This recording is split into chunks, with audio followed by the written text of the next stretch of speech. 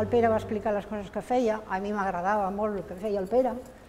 Un d'aquells dies va sortir la història dels seminaris i llavors se'm van obrir els ulls perquè vaig pensar que era una cosa que em venia molt de gust de fer, que m'agradaria fer-la. A banda del seminari hi havia tutories, unes sessions molt boniques que podies fer amb el Pere, amb qui fos d'allà, amb l'Itamar. Em vaig adonar que el que ara toca, que ara tocava, era estar-hi, era ser-hi jo, estar disponible. La meva presència, tot allò que jo pogués donar és el meu projecte d'aquest moment. El que sí que haig de dir és que mai no m'havia trobat amb alguna cosa que he fet a la vida que em donés tantes energies i unes vivències tan profundament humanes. Aprendí a gestionar, llevar al terreno real, o sea, la vida de cada día, aquello que yo sabía, pero que necesitaba que se reforzara, que era el hecho de desaprender para poder aprender.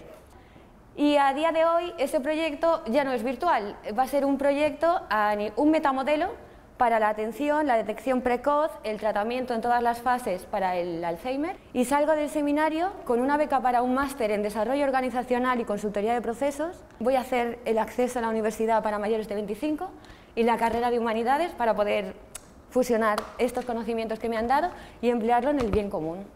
Y ya está. Gracias a todos.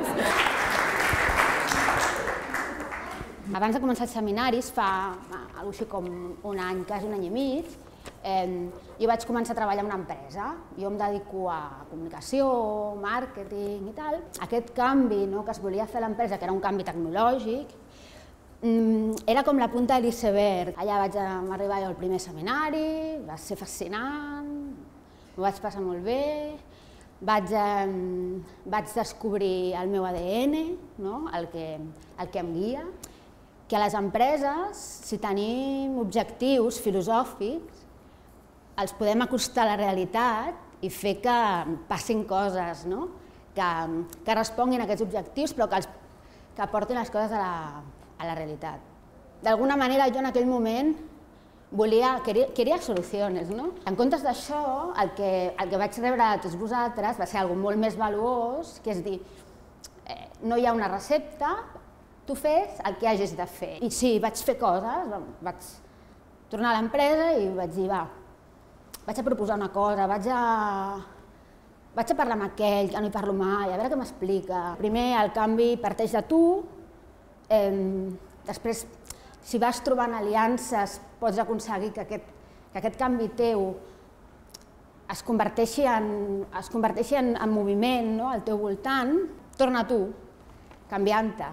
Per tant, és un cicle fantàstic en el qual estic i que demostra que la transformació existeix. La feina, aquí, la meva vida, la meva família, els amics, les parcel·letes no existeixen perquè jo soc la Marta i tinc links amb tots vosaltres, que feu coses. El meu projecte ja no és una feina, sinó que és la vida. Jo treballo en un lloc, jo treballo al Museu Nacional d'Art de Catalunya i això té molt a veure amb tota aquesta història. Els seminaris són una resposta a uns problemes determinats, són una experiència, són moltes coses a la vegada, llavors definir-ho és molt difícil amb una sola paraula. Diguem-ne, el gran lema del seminari per mi és nosaltres és més intel·ligent que jo i això, diguem-ne, va servir com a catalitzador per unir el que són, diguem-ne, certes coses que em servien per canviar la forma de treball d'atenció al públic del museu. La veritat és que jo estic molt content perquè he hagut de fer uns treballs, diguem-ne, de per què jo m'implico o no m'implico i la dificultat està en incidir en les persones, que és el que més em costa, que no ho sé fer, ja ho tinc clar que de moment no ho sé fer, però que n'aprendré segurament a fer-ho, perquè les eines ja pasan por seminarios de aquel tipo.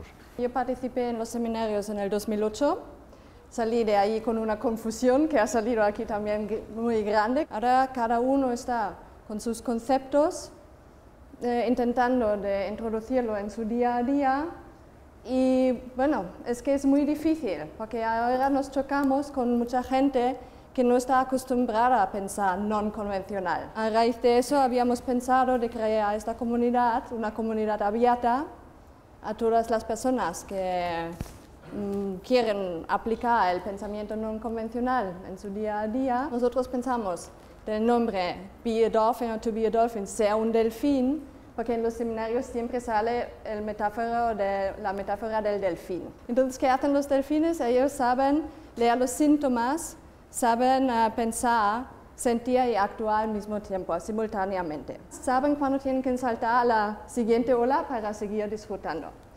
Y entonces, todo eso solo se puede hacer en equipo, ¿no? Es que en colaboración con los demás. Quiero acabar un poco con una frase que dijo Pera cuando quedamos en un debate Moebius precisamente, que es que todas las personas que pensamos de manera no convencional nos tenemos que tener un cariño especial. Cuando alguien decía, bueno, ¿y esto dónde se puede ver? Yo decía, no, es una idea, no se puede ver. Hoy día, por suerte, se puede ver. Cuando hablamos de esta idea americana del win-win, estamos diciendo que él y yo y cada uno vamos a renunciar a algo para que los dos ganemos algo. Es totalmente distinto a la idea de la complementariedad, en que nadie va a renunciar a nada, solo que vamos a hacer cosas complementarias, que al hacerlas en vez de chocar vamos a cooperar. En la tradición judeo-cristiana, este periodo de confusión es un periodo necesario.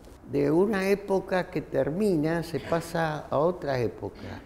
Y este régimen de capitalismo salvaje está terminando y no se sostiene y se pasa a otra cosa. Porque si la gente no se confunde, no empieza a aprender nunca nada nuevo. Como todo es cíclico, entonces hay que encontrar ese momento de la oportunidad, es la hora crítica para actuar. Y esto también es muy difícil cuando, por un lado, hay que pegar con la oportunidad y por el otro hay que esperar que cada cosa madure i no hacerlo antes de tiempo. l'X3C, que és la marca nostra, té 3 Cs. I aquestes 3 Cs han sortit com a denominador comú, que és co-crear, compartir i contactar. No és on estàs, sinó què fas on estàs com a persona, com a grup o com a sistema. Como persona tienes que entender los paradigmas del cambio. El problema hoy ya no es hacer como siempre con más esfuerzo, sino saber qué es lo que hoy es bueno de hacer. Primero, encontrar el para qué tuyo, a partir de cómo tú te planteas las cosas y discutiendo con los compañeros. El segundo, ¿estás dispuesto a asumir tu propio liderazgo, el autoliderarse? Y el tercero es, organízate, porque solo no vas a hacer nada.